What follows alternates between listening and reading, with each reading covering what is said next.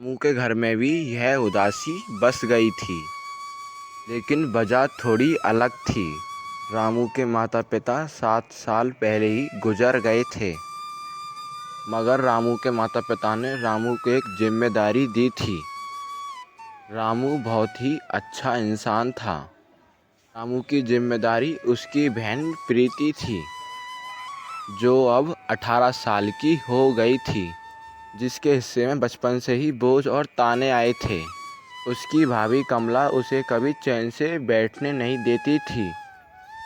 कमला बरामदे में खड़ी, हाथ में पीतल का लोटा लिए तेज आवाज़ में बोलती है, अरे कलमोही, ये क्या सुस्ती मार रही है?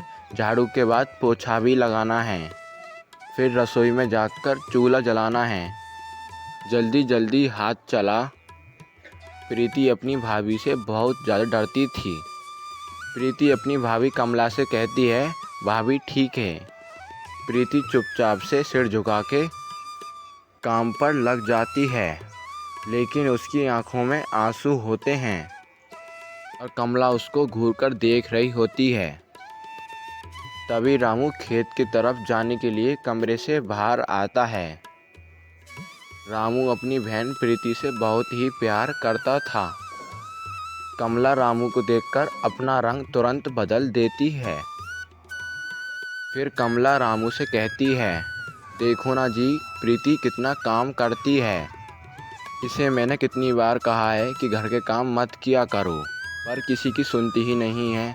रामू फिर कमला से कहता है, हाँ, मेरी बहन है ही ऐसी, बहुत ही मेहनत करती है। माँ के बाद इसने घर संभाल रखा है। ये बात सुनते ही कमला को प्रीति के लिए और चिढ़ बढ़ जाता है और फिर रामू खेत के लिए चला जाता है। रामू के खेत के जाने के बाद कमला प्रीति पे सारा काम करवाती। प्रीति की तबीयत ठीक नहीं होती है, लेकिन वह भाभी के डर की वजह से सारा काम करने लगती है। थकान के मारे प्रीति को तेज बुखार हो जाता है। रामू प्रीति की देखभाल करता, कमला भी करती, लेकिन सिर्फ रामू को दिखावे के लिए।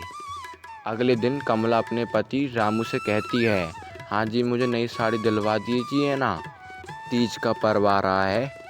तभी रामू अपनी पत्नी कमला से कहता है, कमला, तुम्हारे पास तो पहले से ही बहुत सारी नई साड़ियाँ हैं, उसी में से एक कोई भी पहन लेना।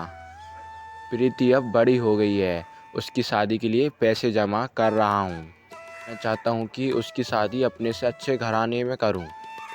इधर फिर इतना कहने के बाद रामू काम के लिए चला जाता है। इधर कमला का गुस्सा आसमान पर चढ़ जाता है। कमला कहती है, ये सब सिर्फ प्रीति की वजह से हो रहा है।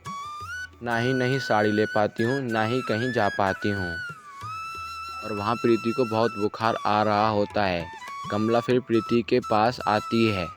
कमला प्रीति से कहती है, चल उठ, यहाँ महारानी की तरह लेटी है। तेरे बाप ने नौकर खरीद के रखा है क्या? मैं तुझे सारा काम करके दूंगी। उसके बाद प्रीति बुखार में ही उठ जाती है। कमला कहती है, जा नदी किनारे मटके में पानी भरकर ला। प्रीति अभी भी बुखार से तप रही थी, पर भाभी की चीख ने उसे उठने पर मजबूर कर दिया। प्रीति चुपचाप से उठती है और मटके को लेकर नदी के किनारे चलने लगती है। प्रीति जाते हुए अपने आप से बात करती हुई जाती है। अभी बहुत तेज बारिश पड़ जाती है। प्रीति अपने आप से कहती है, माँ, पिताजी अगर आप होते तो मेरी ज़िंदगी भी बहुत अच्छी होती। भाभी की गाली और डांट बर्दाश्त नहीं होता। कमला अपने घर से बाहर निकलकर देखती है कि बहुत बारिश पड़ रही है।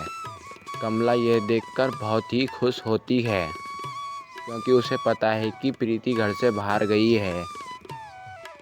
कमला सोचती है, यही एक रास्ता है उसको रास्ते से बाहर निकालने का।